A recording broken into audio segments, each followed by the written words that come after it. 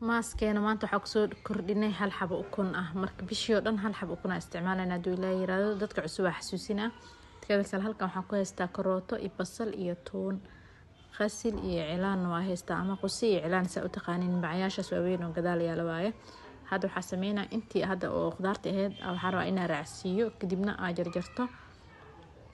kadibna isku shiido marka mar walba waxaan xasuusinaa dadka cusub ah xasuusinaa in timaha soo dhaqdaan timaha hadii ay wasakh leeyihiin inaad shampoo ku dhaqdaan hadii nadiif yihiin xitaa biyo caadi inaad ku dhaqdaan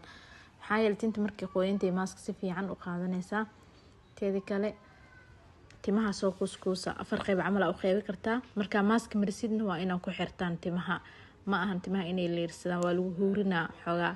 marka maaskan waxa ku haysan kartiin hal saac meesha oo yar ama 45 daqiiqo xataa ku haysan kartiin laakiin hal saac bar ama hal saac meesha ugu fiican oo timaha wax ay ku qaadanayaan hal saac waaye marka hal saac ina ku haysatiin baamiya xogaa dib badan qasil iyo cilaanka caadi waa hal saac ku haysan kartiin marka si timiin inay ugu bataan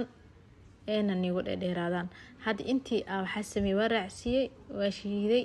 ama hadda shiidaabo oo makiinada ku shubay marka intii hadda shiiday oo miira markaas kadib qasilka iyo cilaanka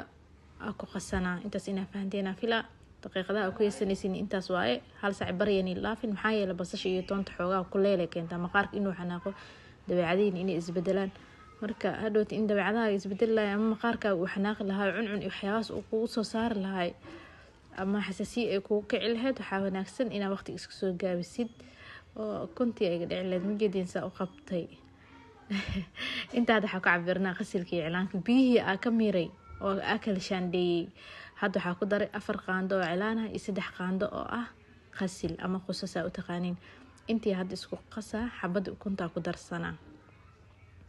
ukunta marka aan sheegtay timaha qaleelay u keenta marka hal xabo aniga badan marka saas ula socdo mar walba insha Allah waxa fahmaysaan soo waxa xogaa fariimaha inta badan ciyo ma arkay xogaa fariimaha badan saas ula socdo hadda waxa ku darsanaa wax yar oo saliid ah si